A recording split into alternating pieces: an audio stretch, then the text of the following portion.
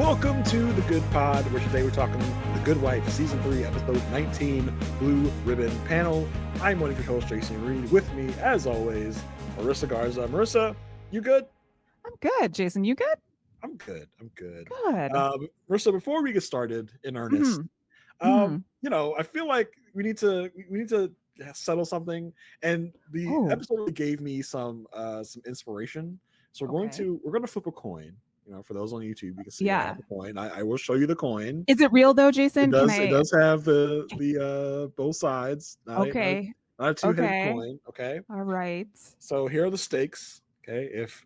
If you win, I will refrain from making fun of you about Thank you. stationery for the rest of the podcast episode. And if You may never say nibs again. whoa, I don't. So I don't know if I can do that. And if I win, Marissa, you have to send me your finest pen Yep. uh, through the mail, Yep. and you'll be without your pen. And maybe I'll even like torture you and like take it apart in front of you No. on an Oh my episode. gosh. I have a pen you Uh, can actually do that with. of course you do. I'm sure you do. I'm sure you have all types of pens. You can't take apart. You can't. It's meant to take apart. All that good stuff. All right, Marissa, go ahead and call it. Which side? I'm gonna let you pick what side you want. Heads or tails? Tails. Tails. Tails never fails. Is that your thing? Well, I was just thinking Sonic and Tails. Okay. That's All right. where I go. Sorry. Here we go. The result is not important, folks. Tails it is. Oh, It is. all right. Yes, it was tails. Oh boy. I don't know how I'm gonna do this. You can do it. I believe in you. Yeah. If Eli can do it, whatever it is most important for the firm, you Yeah. can do Quote unquote. whatever is most important for the podcast. Exactly. Okay, fine. I will abide by the coin For this episode. for this episode. Yeah. Okay. So before we get started breaking down the episode, we want to remind you of some free and easy ways you can help this podcast. You can do that by reviewing, rating, and subscribing this podcast wherever it is you are listening and or watching. That really helps to get the word out. It helps to get the eyes and ears of more people on this here podcast. If you have anything you want to talk to us about, you can always email us at thegoodpodfeedback@gmail.com. We'd love to chop it up with our listeners. You can also help us out monetarily if you so choose. If you go to buymeacoffee.com/goodpod, you can donate some funds through that wonderful platform over there. So that Jason can buy his own pen, because even if I can't send him a pen, he's gonna get a pen by the end of this shindig. Like, it's happening. One way or another. You say so. Like, if okay. you do, like, just put Jason's pen in the buy a coffee memo, and it will be set aside to a very specific fund to fund said pen. Jason's pen fund. Got you. Yeah. Got you. Mm-hmm, Okay. Mm-hmm. So all that's out of the way, Marissa. Let's get started on the episode with the case of the week. The case of the week this week was a little interesting. We had actually like 1.5 cases of the week, but we're going to start with the blue ribbon panel. I had no idea what a blue ribbon panel was until this episode. Jason, were you familiar with the blue ribbon panel? I didn't see any blue ribbons. No, but I didn't see there. Like, I thought this was going to be maybe like which case will be the best case. You're going to give that case a blue ribbon. Like, that's where I think my blue ribbon's from. Like, hey, this like at the state fair. Yeah, the state fair. The best something gets the blue ribbon. But yeah, I guess it's a blue ribbon because this is like the best of the best on a panel. I don't know. And maybe both, that they're like investigating the blue. I have no idea. Like, they it's like going over cases that have already been decided or situations that have been decided and reviewing them for like cop activity, basically making sure that the cops are good. But I don't really know. But Diane is asking Alicia to fill in for her because she's just so busy. There's just so much going on. And she explains to Alicia, this is like really good for your career, but also like, don't worry about it too much because there's a lot of judges, but they just like have to meet like the quota. They need to get like a woman or a Republican or someone on the panel. And that was really true because when Alicia walks in, she meets Pastor David, and Pastor David's like, "Hi, I'm the black. Are you the woman?" Yeah, I love that.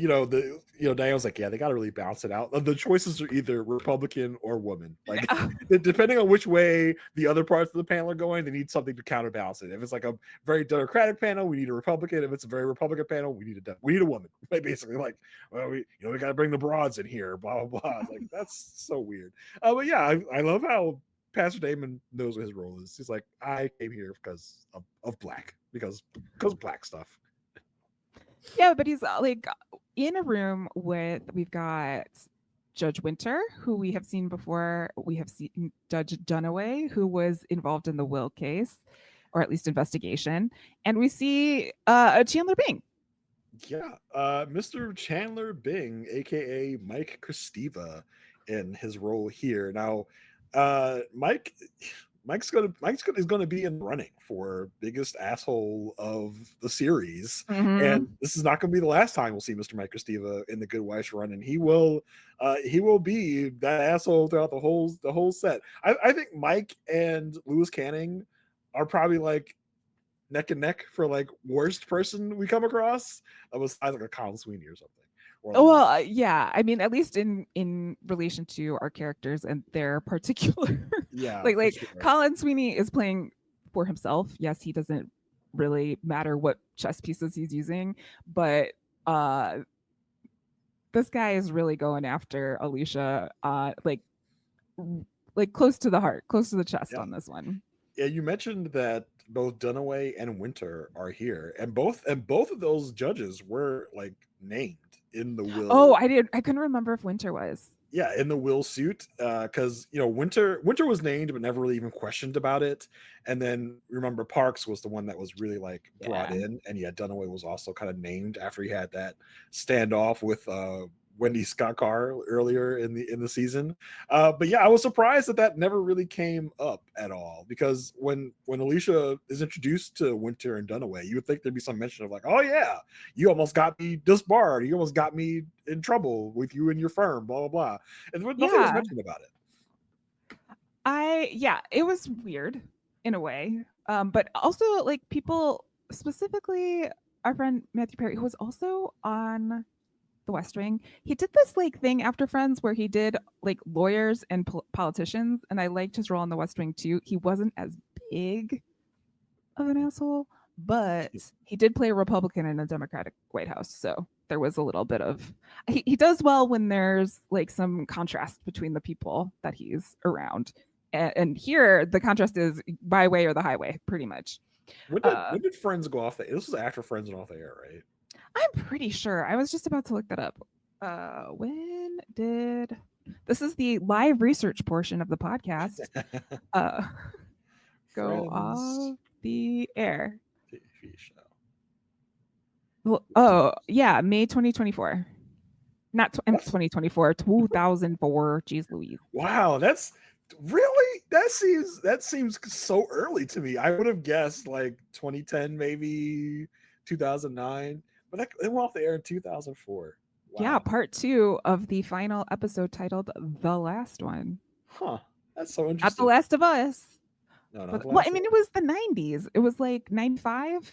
Yeah, I don't know, if you would have quizzed me and asked me like when was Friends' final episode aired, I probably would have said 2009, 2010. But wow, 2004. Just thinking of where I was in 2004 is like I I thought I was like an adult, like out in the world, but no, I was just out of high school in 2004.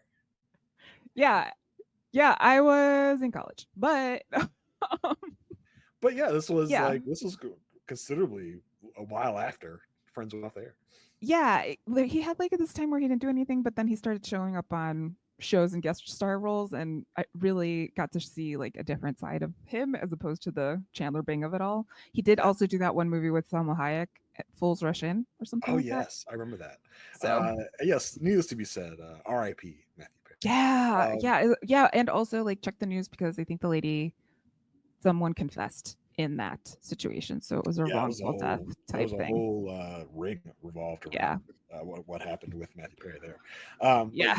yeah. So yeah, Mike Christie was on the scene and ready to make an ass of Whew. himself and others. Yeah, The reason they're there is they are reviewing a case where an officer was involved in a shooting at the Edison L stop.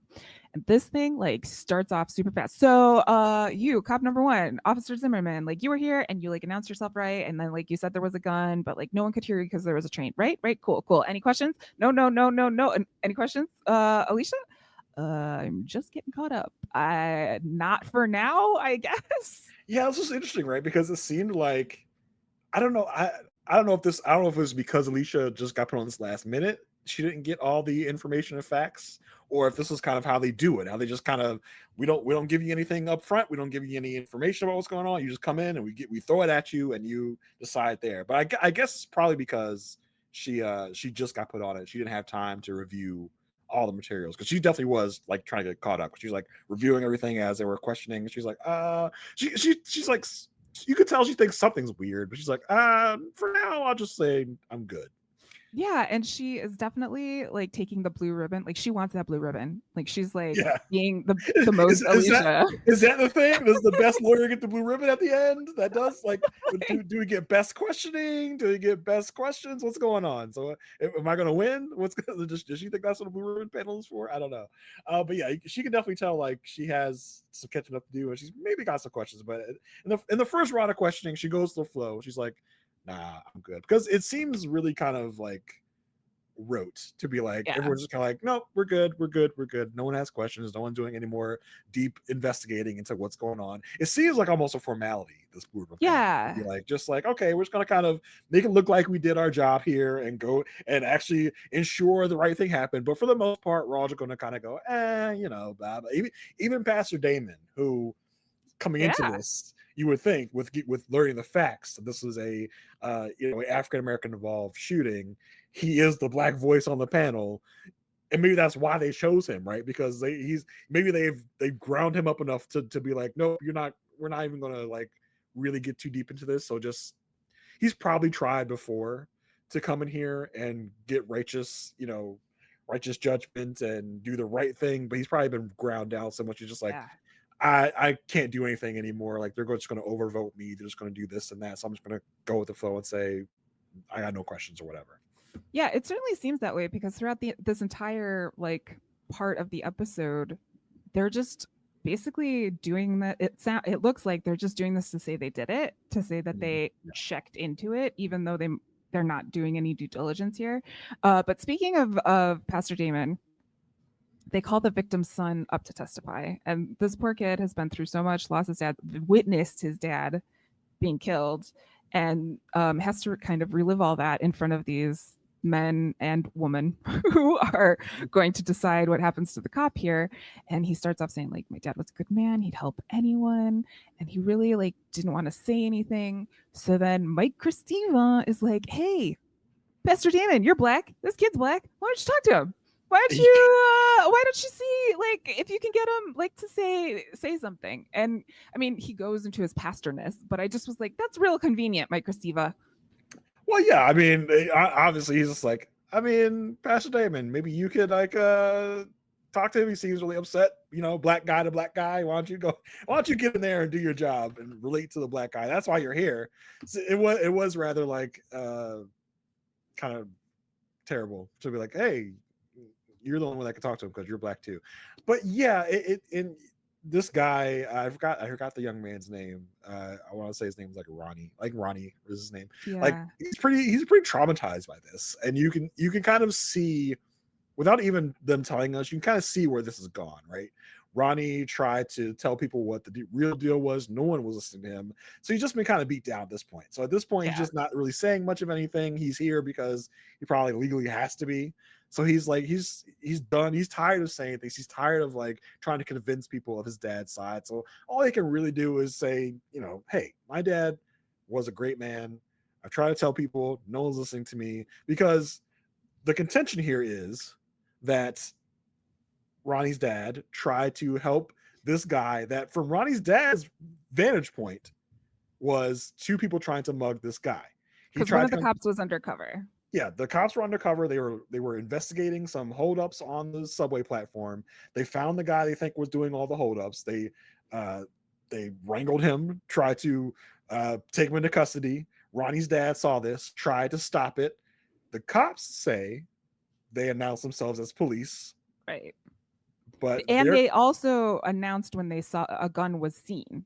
Like they yes, yelled gun. That was they another yelled thing. But gun. no one could hear because there was an express train going through on the other side. Yes, that is what the cops are saying. That the cops Yes. are saying that Ronnie's dad tried to keep coming at them with a gun, they say, because he did not hear them announce they were police. So they had no choice but to shoot Ronnie's father dead on the platform. So that is their contention. Ronnie's coming in, and at first he's just like, yeah, my dad was a really good guy, and, you know, he was just trying to help people. When he sees Alicia get a little glimmer, like Ronnie does notice Alicia. He's like, oh, like you actually might be willing to listen here. Well, her questioning is very like she has had time to kind of pick up the vibes here. Mhm. She has had time to figure things out. And so she asks him, like, was there an express train? Because the cops are saying that you couldn't hear anybody. He's like, no, you could hear everything. They didn't say anything. And she did that by saying to Ronnie, like, just talk to me. Like, you don't have to talk to anybody else. She pulled like her mom skills out Yeah. in this moment and was very like, it's okay, you're safe, you can tell me, I'm going to take it, I'll take care of it. And he did say like nobody said anything. Yeah. And so this kind of threw everyone for like a loop. And afterwards, Judge Dunaway comes up to Alicia and says, you don't have to impress us. Ooh. This is the wheel. The wheel works just fine. Like, Ooh. yeah. Like, oh, what's that smell? Smells like white privilege. Yeah. Yeah. Yeah. When someone says stanky. When someone says don't reinvent the wheel works just fine. It's like, wow. For you. Yeah, the wheel works great for you. The wheel was designed for you. The wheel was invented by you for you. That's why the wheel works for you. It does not work for everyone. For some people, the wheel is still square. It didn't work at all. You try and move, and it moves real slow. But or they took all the air out of it. Yeah. Or they took it off its spoke, or they put a bunch of nails on the road for you before you go. Yeah, for you, the wheel is nice and round and smooth and goes on the ground just fine. But for others, the wheel don't work. Okay, like when he said that, I got real mad. I was like, oh no, he didn't say that. He did not just say that. So it just shows you where his ignorance and his privilege is here, because he's like, why are you? He's like, why are you kicking up this dust? You're making this take longer than it needs to be. We need this open and shut. Let's get out of here. Don't make us ask any other dumb questions. Like, I didn't like it. Yeah, I didn't like it either, because also that wasn't a side of the judge that we had seen prior to that. Like, yes. This is a very big bias and a very big prejudice. So this is information that Alicia has next time she's in front of this judge, for sure. And the last time we saw the judge, he was being very fair, right? Yeah. He really, because we last saw him with when he's got car, and she was accusing him of being prejudiced or whatever, yes. like, for Diane and for Will, because she accused him of being part of this bribery thing that Will was part of. But what we saw was that he was trying to be fair. He was trying to work in the best interest of fairness and judgment. But here doesn't seem to be the same case. He's just depending on what is at stake and what's happening here is where he lies and where he thinks things should go.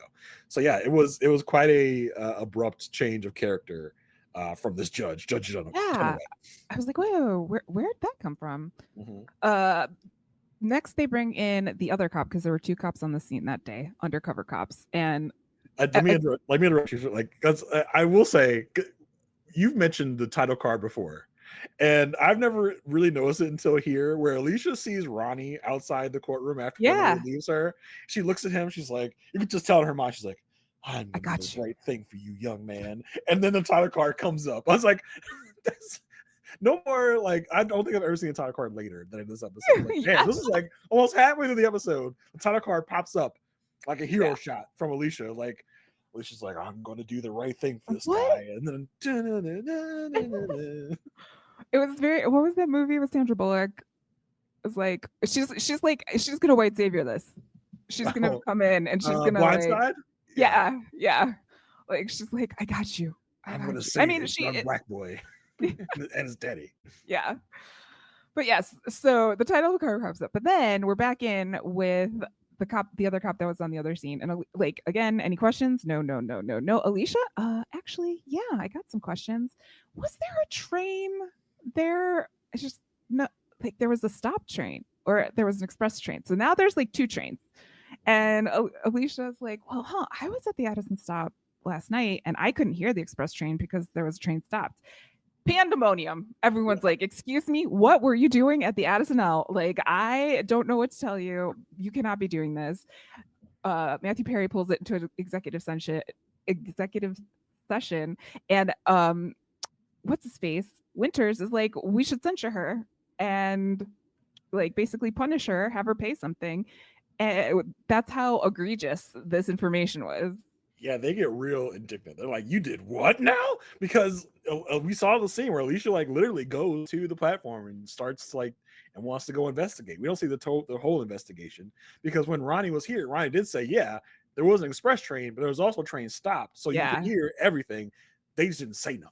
Like they never announced themselves as police. They just didn't say anything. I could hear them just fine because the stopped train blocked out the noise. So Alicia decided to go investigate that. She decided to go hear Kalinda on and investigate whether or not this is the case or not. So she's like, huh, so you say they couldn't hear you because the train was coming, but I was there in the same conditions and I could hear everything just fine. Like you said, all the white man was like, whoa, hold up. What are you doing? This is not our role. One of the unnamed people on the panel, because outside of there Damon, were Winter, and Dunaway and Christiva, they're like two of the other people on the panel. Someone says, "We're not the cops, honey." It's like, whoa, we're not the cops, honey. Damn. Okay. Yeah. And they tell her like, "Hey, we are just here to stick to the evidence, and that's what we're here for." And Alicia goes, "Oh, I wasn't aware. I didn't know that. This is my first I time in everything." knew. She really pulled her what's the lady's name? Not we just had her. Maelstrip's daughter, Nancy Crozier. Yeah, Crozier. she pulled a Crozier. She's like, I'm just a sweet innocent lawyer. I don't know what it's my first time here. I didn't know what I was supposed to do. So yeah. I love that. Alicia's like, no, F this. I'm gonna go find out for myself. I'll bring it to the people. And she's really fighting for Ronnie. This is a really great Alicia episode. Love this Alicia episode. Yeah. Like this shows a lot about how she really does live being a lawyer, and she is going to fight for, at least in this instance, her client is the truth. Mm-hmm. She doesn't have another client here, so she's just doing her best. And she doesn't have a vested interest, right? She doesn't have to fight for right now in this moment. She doesn't have to fight for Lockhart Gardner. She doesn't have to represent anyone but herself, really. I think if she had really questioned that further, she would realize that she is representing more than just herself. Yeah. She finds it out later. So yeah, she doesn't really have any pressures to work under. She's just trying to find out the truth, whereas she's going to discover that would not be the best thing in her best interest. Yeah, it's a tight line there. Next up on the stand is IPRA investigator Burke. He's the guy who did the official internal investigation on the shooting when it first happened. And his whole thing has always been sight and sound, they're not really reliable from eyewitnesses because it's chaotic conditions. And of course, any questions? No. Alicia goes, well, it's interesting that, yes, this bullet matched the gun that was reported at the scene, but it also matched this other gun, this other situation that happened at a jewelry store 2 years ago. Is it possible? That that gun was dropped by Officer Zimmerman? Again, pandemonium. Can't ask this question. This is too much. And this is when the pastor says, I'll give my 5 minutes to Alicia so she can finish. Finish questioning. And that was a really powerful moment because she was able to finish. And afterwards, Matthew Perry goes up to her and is like, you could blow this up. This is now a race thing. Do you think it would be great for your husband, the state's attorney, if this blew up? Race is here. Why don't you ask Diane what it's like to piss these people off? Yeah, I loved this scene because it's Alicia getting her Alicia bag of ask you a question, knowing what the answer is before you even answer it. She's like, huh, That's interesting because this is also the same gun that was used in a jewelry store robbery a couple years ago. Isn't that weird? Isn't that weird? That's so It's maybe weird. and she's like, "Do you know who the officer was that did the jewelry store robbery that looked over that?" He's like, "No, I don't know what you mean." Zimmerman, the same one that we've been questioning this whole time. Isn't that weird that the same gun pops up in the same officer involved case? Huh, weird. Everybody's like, "Oh, Hmm. you're saying there's a drop gun." That's what you're saying. She's like, "I'm just saying. Like, I don't know what you're talking about." And I do love this kind of wakes Pastor Damon up because Pastor Damon's like, "Oh, Pastor Damon, by the way, played by Charles S. Dutton, Oh yeah, who yeah. a lot of people. He's definitely a character actor. He's definitely that guy. Hmm. I know him from the early '90s sitcom Rock, which was like a seminal viewing for Black people in the early '90s. It tackled a lot of like social justice issues, and it Oh. was a really great. It was a sitcom, but more often than not, it tackled some very serious issues, especially in the Black community. So that's where I know, and also Charles is Dutton, a Baltimore native. Oh, Um, fun. so really, I love that guy. But it kind of wakes him up. He's like, huh, yeah, let's see where this goes. Like, and like you said, everyone's browbeating Alicia with her 5 minutes. They're like, oh, your 5 minutes is up. Alicia's like, I didn't even get to say anything. Like, I had to spend the whole 5 minutes fending you guys off. And so Pastor Damon's like, nah, give her my 5 minutes because I want to hear this. I want to hear how this keeps going. Because I mean, Pastor Damon's like, actually, this is like way more serious than I thought. So Well, let's see where it goes. and the thing that yes, he's Black, but he's also a man. So like they're like, oh, I can't, man code, bro code, can't say no to the pastor. But if it had gone the other way, they'd probably be like, Alicia, no, you don't need to, like, Mm-hmm. don't worry about it. So Alicia goes back to the office and tells mom and dad, and it's basically like, this is what's going on. In the blue ribbon panel, both Diane and Will are there. Will says, don't pull any punches of the blue ribbon panel, fight for the people, and Diane says, they could hurt your career. You have to like weigh the consequences, but I have confidence in you that you can do it. Alicia's like, cool, thanks for the pep talk. She leaves, and they're like, okay, this might affect the firm. Like, this is like, letting the kids go on the internet and post things before they were ready or something like that.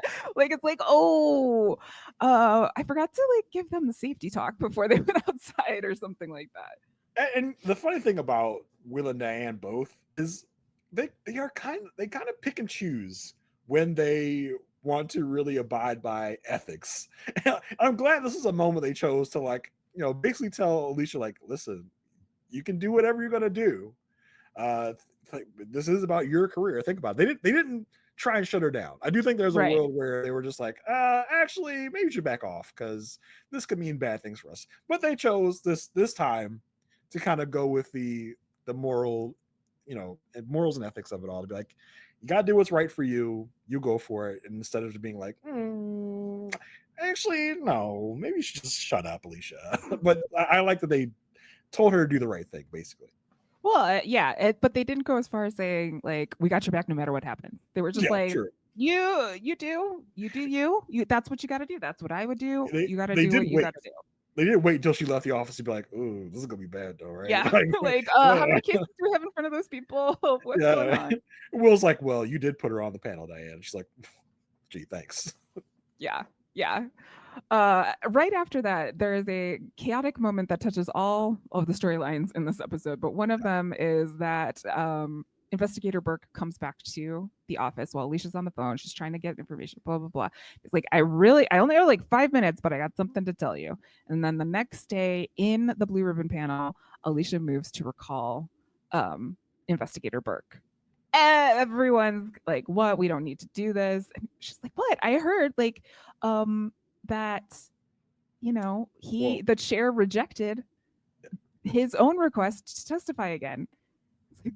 And he said that the gun at the jewelry robbery was never inventoried. So I think we should bring him back. And at first, like, no one's like, Alicia's out on her own on this. But slowly, everyone is outvoting Matthew Perry. And she gets her way. We never see him back on the stand, but we see the officer Zimmerman next. Yeah, I think we can surmise that Yeah.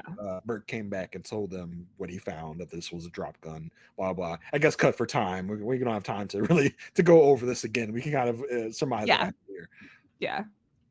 And then Mike Christiva brings Officer Zimmerman back, and he takes questioning at this point, and he's like, "Hey, were you questioned by the state's attorney's office about this jewelry robbery gun?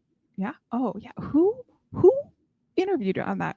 Matan and Carrie. Oh, and then what did they do? They said they went to the state's attorney, and he said no, we're not going to prosecute. Huh.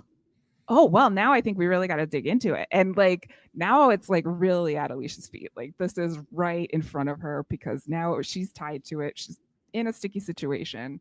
And they actually do call Carrie to testify. Yeah, I love how Alicia called them out too. She's like, "Oh, I see. Y'all gonna try and make this look like this was Peter's fault, so that I would have to recuse myself off the panel." Like, "Oh no, we don't want you to recuse. We want you to be right here as we say this is your husband's fault, and you have to be here to take that." It's like, damn, like that was cold. First of all, Alicia came in, and they were already questioning the guy. The guy was like, "Well, Yeah. if there was an accusation of a drop gun, I wish someone would have done to my face." I was like, turned to Alicia like, "Alicia." Like it wouldn't surprise me if they decided to call this early and didn't tell Alicia to Oh, have Alicia yeah. walk in on this. Oh, for And so sure. yeah, like you can see where this is going immediately. It's like, oh, okay. Like so you want to embarrass me and my husband now that I've decided to push back on this a little bit. But it is kind of fishy because as we find out, Mm-hmm, Peter mm-hmm. he investigated this and was like, I don't know, maybe we should drop it. So as much as Yeah. Alicia wants to be indignant, so it's kind of weird. Yeah, because Carrie gets on the stand and basically says, "Yes, I questioned Officer Zimmerman, and after consultation with the state's attorney, Peter Florrick, he decided not to prosecute." And Mike is like, "Hey, did race factor into it?" And Carrie very strategically says, "Not in my decision." Like, what about in Peter's? I can't answer that. I'm not him. Like, I don't know what factored into his, situation. And then Mike's like, it would look really bad, right? Like if this came out right before a governor's race, like that would look like really bad. Again, Carrie's like, I can't answer that, but I can't be offended. I can't be offended by that. And was there anyone else in the room with you when this decision was being made? And it turns out that Eli was. And this does not look great because it now turns into a campaign decision and not a justice decision. Yep. So it tells you that to avoid starting trouble, to avoid questions about was a black man killed by a white officer unjustly, let's just keep the waters calm and sweep this under the rug. And so now it's kind of being called out to be like, oh, like that's kind of shitty, huh? Like, Well, and this has been something that has been coming up in Peter's world for the past couple episodes. Does he have a bias? Does he, like is he racist basically? Um is he I is guess he we would call this an unconscious bias. is he implicitly racist? Is Yes, he? yeah. Yeah, I think that could definitely be called into question. Is he willing to overlook racial issues in his best interests? For Right. sure. Does that Right. make him explicitly racist? Probably not. Well, Well, this is before people were woke, Jason. So it was an unconscious bias. Like they just didn't know they were racist. exactly. So So that definitely calls into question things like, are you like if racism was a spectrum, right? It's like this is like on the extreme end of racism, but to cover up a potentially racist act to further your own agenda, that's more than 50% on the spectrum, I think. yeah, because they're basically saying Peter wanted to frame a black guy as opposed to a white cop. Like having a white cop Or pay for his or like just like or let it go as like an unfortunate incident, like because yeah, that's what this is being framed as. Like yeah. they're not calling the black man like a criminal. It's like, oh, he was a good Samaritan, that something happened to him because of That's right. Yeah. unusual circumstances, right? Oh, it was a misunderstanding. He did not hear the police say they were police when the police didn't say they were police at all, according to Ronnie. Which I think Believe Ronnie. the show wants us to know we should believe Ronnie. For whatever reason, those officers decided to shoot shoot Ronnie's father, probably because they were frightened that there was this black man running towards them, which they probably should not have been. He was trying to be a good Samaritan, misunderstood the situation, obviously, and they decided to draw down this man and kill him without proper warning, without proper identification. Yeah. So to let that go and to not cause, because this would cause a lot of scenes in Chicago. It would cause a scene in Anywhere. Baltimore. It would cause a scene anywhere. So to avoid all of that, because Peter wants to be governor, because he's going to run for governor pretty soon, he doesn't want this race issue to be part of his campaign. So he's just like, nope, we're just going to let it go. Just going to just say that it was a misunderstanding, let it go, which is not right at all. Yes. No. No, I can't remember if he gets caught, but obviously, no, I'm rooting for him to get caught. Well, obviously. I mean, not on this, but I hope it comes to light, which I'm pretty sure the show will do. Mike basically comes up to Alicia and is like, look, I can write 2 reports. I could do the one where we call this an unfortunate incident, or I could say that this happened because the state's attorney's office really dropped the ball. Like, these are things I could say, and I want a unanimous vote. So it's up to you. Like, you could do this. And Alicia's like, I can't do anything. I'm just going to recuse. This is so dumb. But it shows, again, just how much power happens in these small rooms with people that are able to make these decisions that can go, just because, like, on paper it says that this was looked at, it was never really rectified because people decided it wasn't worth it. Yeah, and Mike gives her the ultimatum, like, hey, I can do 1 or 2 reports, which is going to be, and she goes, nothing is simple, is it? He's like, well, Candyland is simple. Have you ever played Candyland? Sure have. Yeah. The only way I won was by stacking the deck. Yeah, Candyland is not simple. Candyland is pretty complex. The writers of this episode should go play Candyland and try and say it's simple. I have it's not. But and so Alicia obviously kind of defeated here. It's just like, I'm just gonna recuse myself, and Mike decides to turn the knife even further. He's like, oh, that's such a shame. That young man was looking to you to get the truth. Yeah. All he wanted was the truth, and you couldn't give that to him. You refused to give him the truth. Like, bro, you already won. Like, just give it up. Like, oh, like nobody hates a sore winner more than me, because it was so, like, that's the shitty part of Mike Steva, because he's like lording his victory over Alicia. Like, oh, you couldn't get the little boy the truth. All he wanted was the truth. You couldn't give that to him. It's like, you could give him the truth just the same as I could, but you're refusing.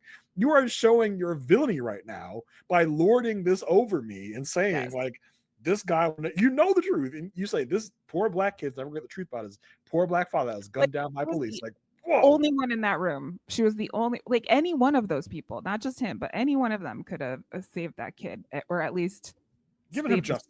Give justice. That's what we're looking for. And that is the difference between Mike Steva and Lewis Canning, because Lewis Canning will just be like, you think you won? We'll find out. We'll see. Like, there could be, like, in the back end, like, he lets them think that they won. You know what I mean? Like, the battle, but he's, like, definitely trying to win the war. Like, he knows he's given Alicia some grace and some kindness at times. This, like, when Grace was missing, getting baptized. Yes. This was just evil. This was just like, you did not need to say all that. You did not need to make her feel even worse than she felt in this moment. But he has taken the specific umbrage with Alicia trying to get justice in this case by asking questions, asking the simplest questions by looking at the evidence, doing the job that she was set there to do.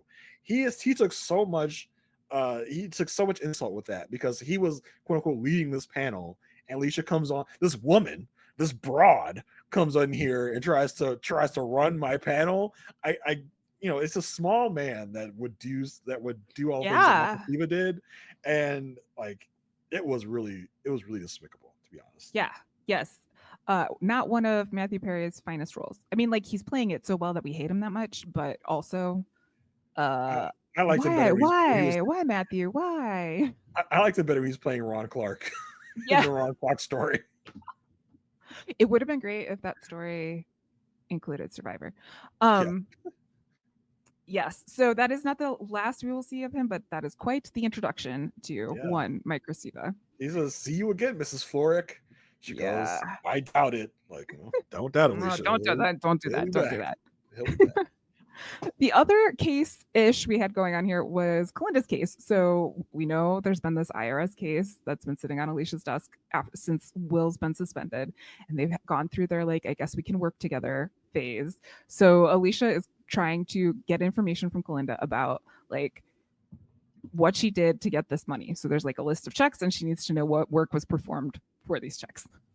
And Kalinda is like, okay, like I don't really want to tell you. She's like, you don't have client privilege here. Like you're just a private investigator. She's like, yeah, but like this is her business, right? Like if she starts outing people, it's not great. So Alicia asks about a specific case. She's like, hold on, I'll be right back.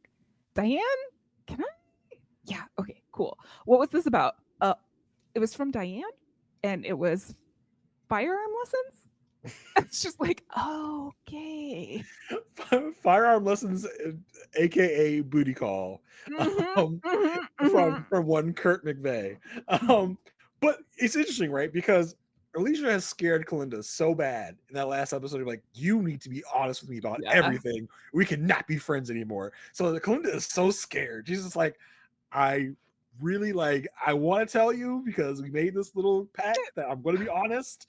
But I still have like duty to my people that I work for, not to tell them about things. So I'm kind of stuck here. Help me out.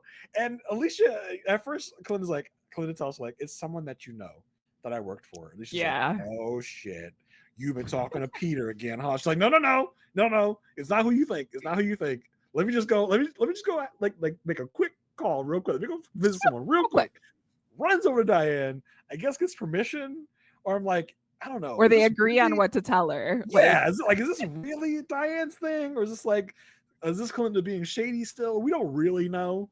I do kind of think that it was actually these firearms lessons, which is really interesting. That they did go to the range together. They did have that. There was that scene, and I think like here, Alicia's even like, well, if it's for Diane, like, why isn't it built to Lockhart Gardner? It's just like it wasn't. It was outside of that work. And then that gets Alicia to be like, oh, well, okay, maybe we don't have to be that specific. Yeah. Well, why does Kalinda have the check for firearm lessons though? Because she's Kalinda. She's not going to do anything for free. But why does she have the check? She's not teaching Diane. She was that one time. What one time? Wasn't there a scene where she was in the, or is this later? Didn't Diane go to the range and Kalinda was there also, the shooting range? Huh. I think there was. There was. I thought this was like a Kurt thing. I thought it was like a Kurt like something like investigating Kurt. It could have been. It could have been the investigation. We don't know what it. That's how vague it is. We don't know. Yeah, it's so vague. It's not clear whether or not Kalinda is actually being upfront about what this money is for and who it's for. Yes. But she and Diane came up with something to tell Alicia, and Alicia will take that at face value. Yes. Alicia meets with the IRS and Kalinda, and the IRS is like, okay, cool, you gave us this list, but we need like even more specifics because the list is basically like background check. They're like, who did you background check? And during this meeting, Kalinda notices that they're being recorded. Like there's someone on a laptop with no camera, but they're watching everything. So they leave the meeting and Kalinda's like, that wasn't a meeting. Like you were being recorded. There's someone on the other hand. And because Alicia, we'll talk about her house in a minute, but she has lost the house and she's been having like such a bad time with the blue ribbon panel. She washes in there. This is the case of Alicia and the very bad, no good, terrible day. Like so much. We haven't gotten a really Alicia focused episode in a minute. We've spent more time on Will and Diane and all that. This was a very Alicia focused episode. There's all the plot lines dealt with Alicia in some way or another. And so Alicia has had quite enough of this BS. So she's like, she runs in and tells the camera what for. And she like comes up to the camera and she's like, if you want to talk to me, don't go through intermediaries. Don't go through intermediaries.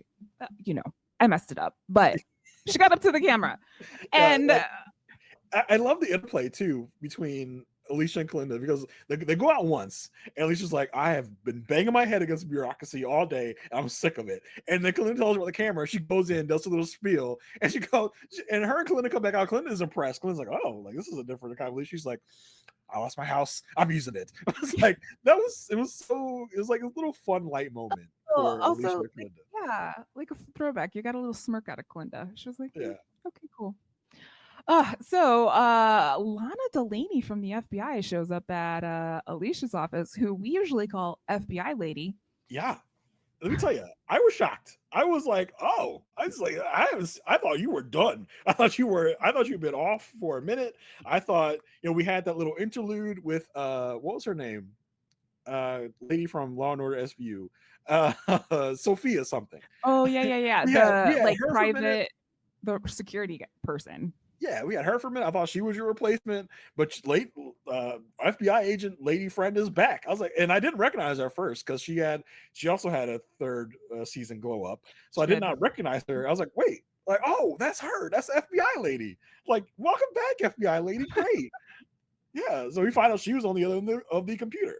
Yeah, Alicia's like, what are you doing here? She's like, you told me to contact you directly, and Alicia's like, what is this about? And Lana's like, I don't know. Like, I don't really know. And Alicia's like, I'm supposed to believe that. Okay, like if no. And she's like an itch sometimes. It's like, what? It's like you got nothing better to do. You just decided to F with Kalinda for a minute. This is what this is? Yeah. Well, and then Lana's like, you guys like work for Lamont Bishop, right? Like you do work for has Kalinda ever done any work for Mr. Bishop? And at least like if you want to talk about this, make an appointment. We can get everything on the record. Like I'm done with this today. And Lana goes, tell Kalinda I said hi. So while Mr. Burke is coming to the office, she's on the phone, and then she sees Kalinda and says, hey, Lana says hi. She's like, oh, Kalinda's like, I got this. So Kalinda and Lana meet in like, it's a very public, very popular, very crowded place. Like it's like a cafe of sorts. I think this was the FBI. This was the FBI office. It was because like Kalinda comes in and like throws her visitor badge on the table. She's like, I got a visitor badge, and I think this is all of Lana's compatriots in the FBI. Which is why what happens here is so interesting. Because it seems as though Kalinda has learned something from what happened with Dana, because she basically comes in, sits real close to Lana. It's like, what do you want? What's going on? You want to do? We could be intimate. We could be intimate here. Why don't you want to be intimate here? And you can see all of these people just like looking at Lana, and Lana's like, this is not how you have this meeting. She's like, oh, if you want to talk business, let's talk business. If you want to talk pleasure, let's talk pleasure. But let's not talk about them at the same time. Like, let's not confuse the two. And basically, Lana also in this conversation says, if you would have joined the FBI, you wouldn't have had this problem. And I'm like, is there anything here? Like, this is like misuse of taxpayer dollars. You know what I mean? Like, why are you doing this? It just seems like Lana just got off a big case. And she's like, wow, what do I do now? I haven't talked to Kalinda for a minute. Let me F with her. Let me get back at her for rebuffing all of my advances in the past. Like that's what it feels like. This is like some weird vendetta, this weird personal thing that Lana has decided to pursue just to mess with Kalinda for not being not taking advantage of Lana's invitations to the FBI and to her crotch, presumably. Much like anything else, I love how Kalinda handled this, because Kalinda comes in and she knows what she's dealing with here. She knows she's dealing with Lana Delaney, who's probably closeted at work. Mm-hmm. So now she wants to get up in Lana's grill and have people tongue wagging, talking like, what's going on with Lana and that lady over there? Is Lana a lesbian? Oh my God, does she like girls? And so, first of all, got me hot and bothered. Where Kalinda's like, she makes sure to get like real close. She's like, hey, like, because Lana at first, like, she has the upper hand. Lana's like, I mean, we could talk about it here, or we could talk about it somewhere over dinner, somewhere more intimate. And Kalinda, I think it's real close. She's like, hey, you sure you can't talk about this here? like caresses her Touch, hair, touch. touches her hair, puts her hair behind her ear, touches her hand, starts caressing her. And Lana freaks out. She's like, whoa, whoa. She's like, hey, hey, hey. Like, wait, like, we can't do this here. Like, this is not the place for this. The place for this is in my bedroom. Like, this is not the place. I don't, because Kalinda calls her out on it. Basically, she's like, Yeah. if you want to talk about something else, like We're us, d- like messing around, effing around, that's one thing. But don't bring business into it. Don't try to trip me up because I'm not, taking heed of your advances. And Dana gets flustered as all hell, and Not like gets Dana. confused. Not Dana. Lana, why do you call her La- Dana? Lana well, gets all because that was like she was almost doing the same play as Dana did of yes, like trying to yes, exactly. use Kalinda for, I don't know, information on Lamont Bishop. And Kalinda's like, no, I'm putting a stop to this right now by putting pressure on you in front of all your friends, in Yeah, front of all your coworkers in a government agency to say, hey, you might be gay. like, yeah. and like back then, that was still a big thing. I mean, probably It still still is. is, Yeah, but not like, as big. I yeah, love when Lana gets up, leaves her coffee, and Kalinda just takes her coffee, and starts drinking it. She's yeah. like, "Gotcha. I'm gonna drink your coffee now, girl." It was so good. It was so good. So I don't know. Do you think that's the end of this? I don't think so. I think there's gonna be more going on. Just I don't know. I'm not. My vague recollection says this isn't over. I have a feeling they can't do any more backdoor questioning to try to find It out might be what's a little going on more with official. Lamont. But yeah, Yeah. if they're going to stop using Kalinda, they're going to stop doing all this stuff. They're just going to say, "Hey, what's up with Lamont Bishop?" I'm not and sure if this is even ever about Lamont Bishop. I think this was like purely about Kalinda. Lana's thing about Kalinda, like trying Oh to F. boy. That's what I Oh think. boy. We shall see. We shall see. The firm is still trying to decide who's in charge here. We have a partner meeting at the top of the episode where Will is wearing a tie. So I mean, it's official business, so he has to wear a the tie. official business. But Yeah. as soon as official business is over, No the tie. tie came off. No tie. No tie. Basically, they put a vote up to remove Will as named partner. That failed. And then they're like, okay, well, if he's going to be named partner, let's make sure he doesn't profit while he's under suspension. So Will pulls Diane aside and is like, how's this looking? She's like, you look pretty nervous. And the kids are kids. Like they're so juvenile, like teenagers at this point. Well, no, he says I was looking because he wants to like demonstrate that he's Yeah. upset because Yeah. he wants them to think that they got something on him by cutting out his pay Profits. as Yep. he's suspended because he wants them to think they've won something so they can drop this whole vote him out as named partner thing. Right. Right. And Eli and Julius meet and flip a coin to basically say, like, if I win, I'll give you my votes, basically, so you can be named partner. And they're doing this because of their combined hatred for David Lee. Meanwhile, Will, because he's got nothing to do, is walking around and he runs into who else? None other than Howard. I know.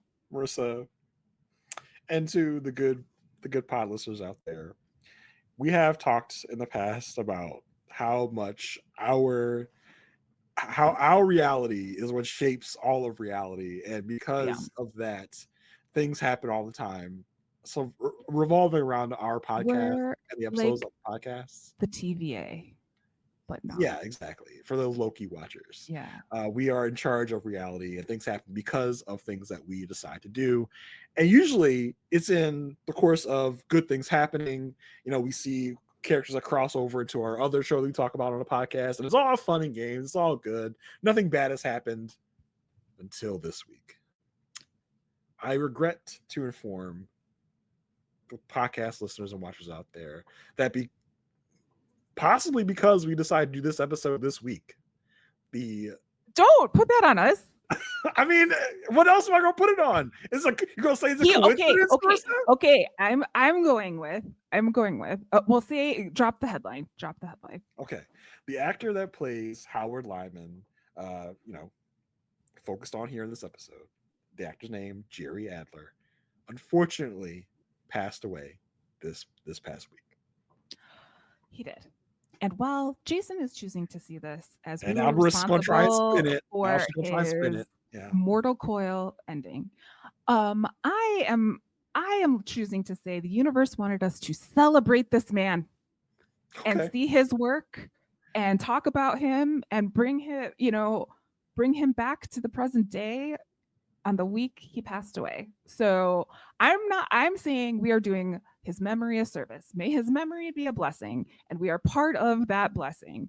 But if you want to take it some And, other way, and I'm saying, I'm sorry, Jerry Adler and Jerry Adler's family and friends, that we are oh my responsible. God, We are don't so say things like sorry. this We out did loud. not want this to happen.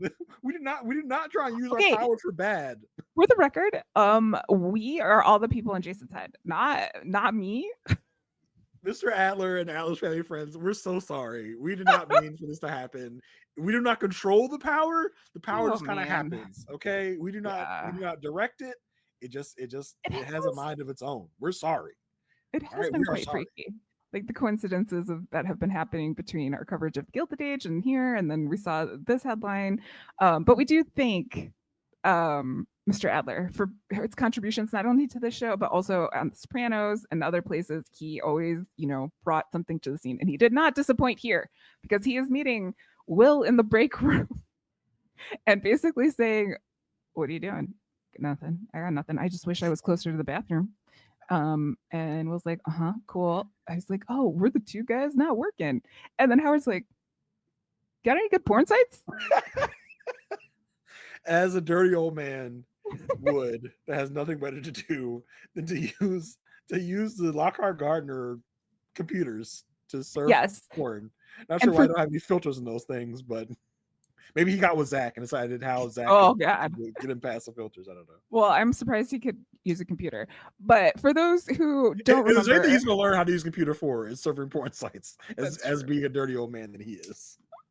For those of you who don't remember, Howard is a partner that is was we met when Diane was trying to like stir up support against Will Yeah, earlier I in think, the story. and they So also ended up using him to like fight against Bond as well. yes, yeah, Yeah, back in season 2. But yeah, he's back. yes, He's back. he's back. Still He's upset here. he's not doesn't have a corner office and just kind of putter. We saw the Lockhart Gardner break room, which I don't think we've ever I don't think we've seen ever seen before. that. I Yeah, was like, whoa, this is an interesting it did new not part look like of it matched the it. Didn't rest of the match. decor.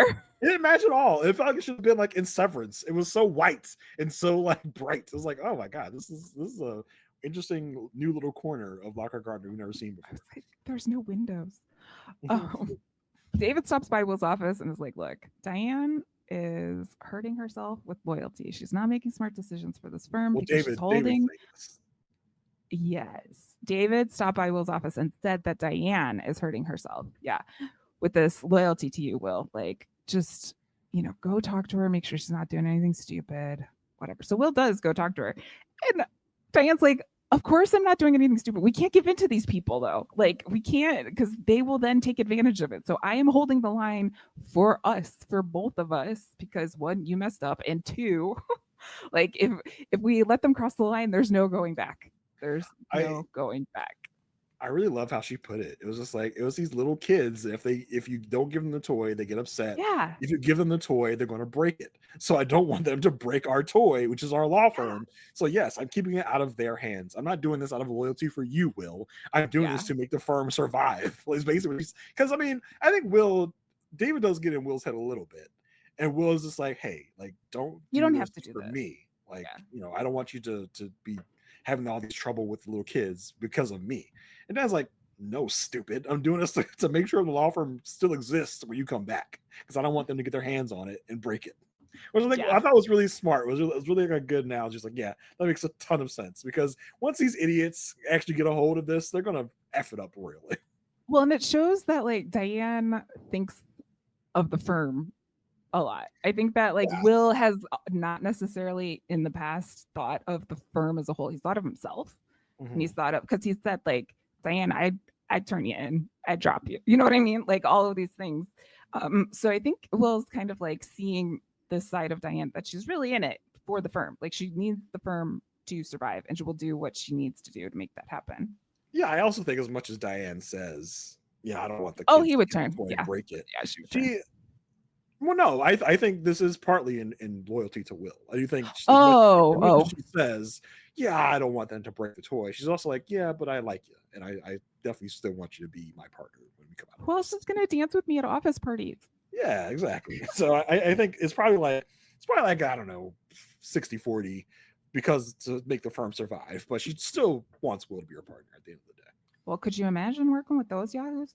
Anywho, there's another meeting. Eli ceremoniously gets up and he says, "My people should support Julius because that is what's right or whatever for here." Like he does not have like really he doesn't know like the verbiage to use, but he knows power and he knows politics. And so he like thinks he's saying something when he's really not saying what he thinks he's saying. There are multiple times in this episode where he's like, "Will someone put that in policy language for me? Like I don't know, but this is what I want to do." And Yeah, at the same he doesn't have the corporate lawyer jargon down yet. yes. He's just like someone translate this into official words. Yeah, yeah. And it's like, this is good for the things that we want. And David like, you guys flipped a coin. Like, I don't, this is nothing. I was like, well, actually, I'd like to nominate someone else for the role of partner, if as long as we're having this conversation. Howard, would you stand up, please? Are you willing and able to help Diane during this difficult time? And Howard's just like, corner office? Cool. Like whatever. I'll do that. Yeah, whatever you need me to do for that office, I'll do it. And then Diane throws it to a vote, and Howard wins. So, still the children have lost because Howard is basically just going to sit there and keep Will seat warm until it's time for him to come back. The children have lost, and that's what is important. Yes, exactly. Speaking of children, there was some not direct children stuff, but children adjacent stuff with this freaking house. Okay. This house has been a conversation for multiple episodes. And Alicia is getting prepared to make a bid. She drives over there, and her realtor's like, they're asking for more. And Alicia's like, I can't do it. I can't pay for the down payment. I've done everything I can. I've got all the money I could. And the realtor's like, okay, well, there's one more thing you can do. You can write a letter to the owners of the house about what this house means to you. And Alicia's like, what this house means to me. Okay, that's a lot. We do end up seeing the scene where she does use, Jason, stationery. Yeah. Like formal stationery. And she uses a very nice ballpoint pen, which I would say is really good for the paper she was using. I don't know. It would probably also take fountain pen ink really well, but she really was using a ballpoint pen in the multiple drafts she made on this really good high quality paper. Yeah. It was like really thick. Yeah. And I think the pen had like a really good weight on it. This was not a fountain pen, so I can't really talk about like the nib quality or anything like that because ballpoint pens are really like neat for the consistency of the pen. Yeah. And the experience so that you have the same experience every single time, which is not something that fountain pens do. They're a little bit different, a little bit more expressive, but you know, she kept it all business in this stationary moment that we got in the show. Yeah, so interesting. Due to the terms and conditions of the past coin flip, I will just nod my head and say yes. Yes. Thank you. That was something that happened at this episode. Yeah. Again, buymeacoffee.com/goodpod. Enter Jason's pen for him to get a pen. Yeah. But I love this these moments here where Alicia is reflecting on quote unquote what the house means to her, because as she starts thinking about it, she does get these nice scenes of her children. And honestly, before we even had terrible AI in 2025, there was this terrible AI shot of like the kid in the bathtub where it's like it was like you could just see the kid's hand and feet. Like it was weirdly done. It was like, okay, it was like some stock image thing. Like it could have been any baby, any house. It was weird. Well, it was them grabbing a duck off of the bathtub. It was like, that's terribly AI in of itself. It didn't even look real. But anyway, she's getting all these really great scenes. I love how they like did up Alicia and Peter to make them, Younger. to kind of flash us back to when Grace and Zach were really young and they were having fun times in the house. But then we flip it over to bad times where, like, right after Peter was accused, we got like the kids coming home crying, the news vans outside. I love that, like, kind of juxtaposition of like, yeah, I had great times here, but also some of the most terrible times in my life happened at this house. Yeah, and she basically tells Gilda, the owner, like there will never be like a better steward for your house. Like I understand what this house means and we'll take good care of it. I do have to say, there was that one scene where Peter and Grace were doing the cement handprint thing, and then Alicia comes by with a grocery bag. Okay. Mhm. This is at the end of a driveway. And this is in Highland Park. Highland Park is not in Chicago. It is a suburb, a very affluent suburb. You're telling me this woman parked on the street and brought her car when there's this huge ass driveway that she could go down? This is what I was like. I was so distracted by this. I was like, this doesn't make any logical sense. That's what caught your attention. Yeah, I was like, oh, this is guys, do better. Just drive up to the house, Alicia. I'm sure you have a garage there. Yeah, like she could have just been like coming in from a walk or something. Like she didn't have to be like carrying groceries or anything. You know, she's a good wife, Marissa. Okay, yeah. she's doing her wifely duties, like getting the groceries in heels. Yeah, that was a fun scene because, you know, Peter's like, "Oh, I'm the cement monster," and runs after Alicia and Grace. I'm like, I'm sure that's how Marissa sees Peter all the time. All the time, every single time. Monster chasing after Alicia. Yeah, all the time.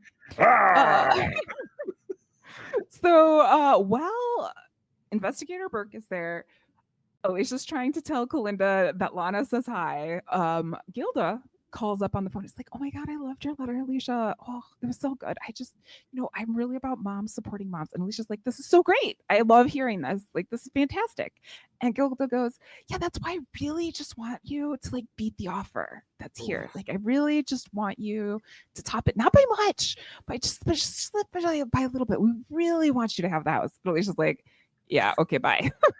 Alicia's like, bruh, really? Like, because the way that she's talking is like, we decided to, even though you didn't have the highest offer, the love you have for this house really just makes us want you to have the house. You think it's that? Alicia thinks it's that. Alicia's like, oh yes, like we got it. Like fantastic. She's like, yeah, I'm gonna give you a chance to, like, your letter touched me so deeply. I'm going to give you the chance to top this other offer before I take it. It's like, damn, girl, really?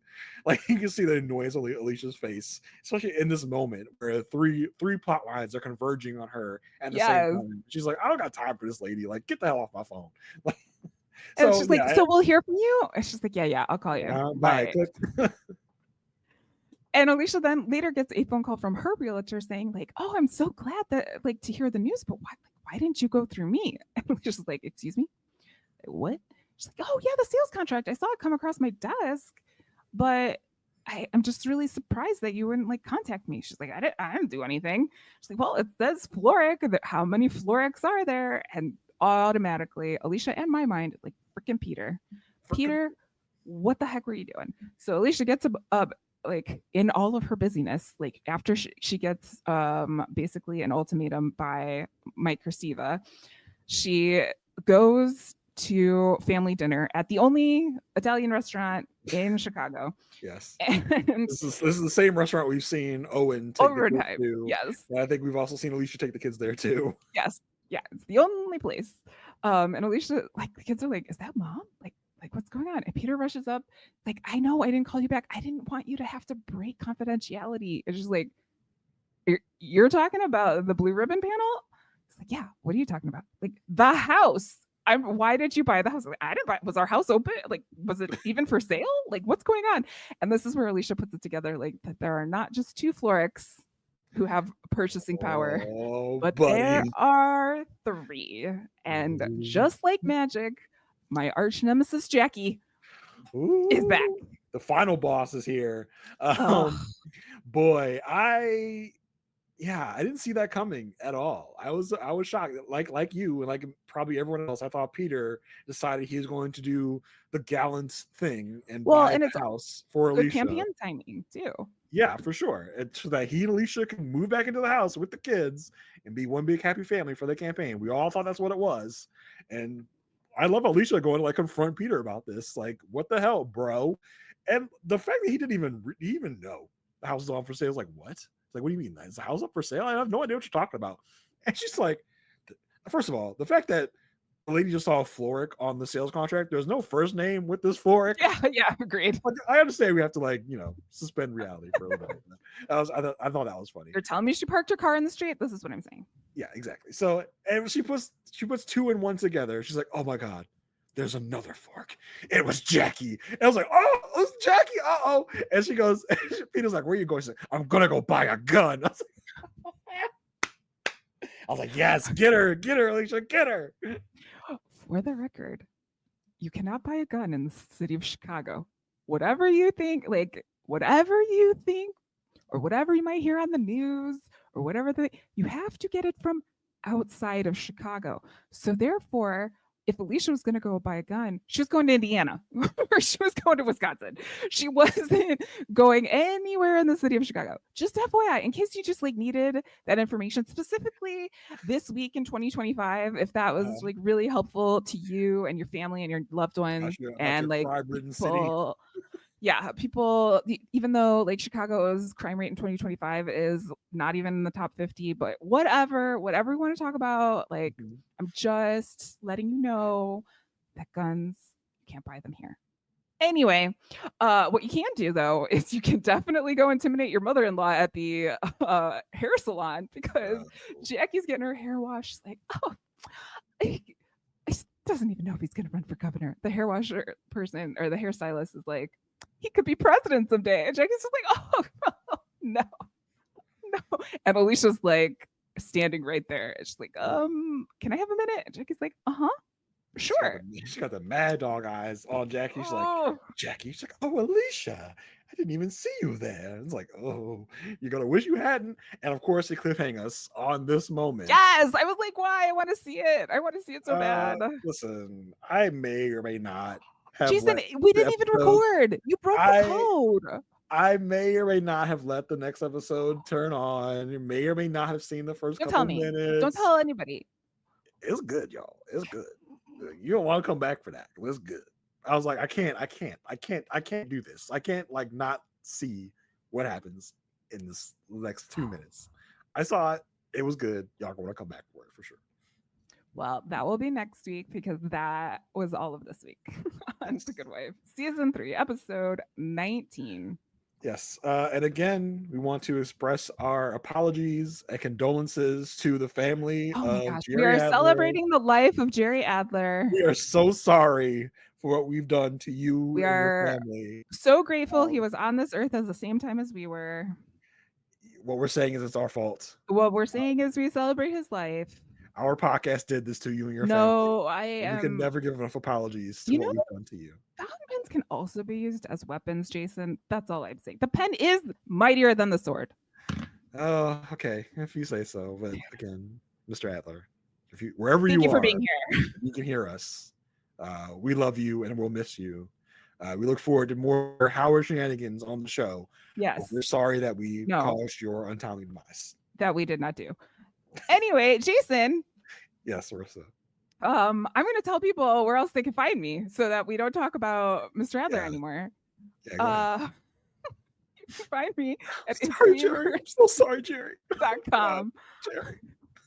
There you can find my mailing list, links to everything else that I'm doing other than this podcast here, The Good Wife with Jason. I am also over on Whirlwind Podcasts watching Pretty Little Liars, one previously on at a time, on a little podcast we call Previous Little Liars. We are in season 3 of what's going out there. We have recorded up to season 4, so things are getting crazy. You can also find me and my sister going into the Star Trek The Next Generation frontier, the frontier where no two sisters have gone before, and podcasting about it. If you are a Star Trek fan, I ask of you and I want to listen with generous ears. We are newbies into the universe and we don't know a lot of things, but you're more than welcome to listen to us try to figure it out. We just finished up season 1 and we'll be moving on to season 2 soon. Jason, celebrator of Jerry Adler's life, where can people find you? Out of a feeling of duty and penance, I am starting the podcast Here's Jerry, where we will be going over the retrospective of Jerry Adler's life. It's a solo cast. No, peeps. Marissa's doing it with me. You're 50% responsible for this, Marissa. You're coming on the podcast with me. So check out me and Marissa talking about Jerry Adler and all his filmography, going bit by bit to talk about what Jerry did and how great he was at his craft. So check that out. Here's Jerry coming up. Here's Jerry. You can also find me talking about the show, Married at First Sight, on my podcast, A Perfect Match with Asia Welch. We are on Patreon talking about older seasons right now. We're talking about season 11 of that show. That it floats your boat. Come on over. If you are a football fan, my talking about the Ravens episode of 32 Fans is going to be coming up, I think probably this week. I'm pretty sure they have to all come out before the season starts this Thursday. So check that out if that's a thing that you like. Other than that, that's all the places you can find me right now. And until next week, stay good. I'm sorry, Jerry. Oh my gosh. We love you, Jerry. Love you.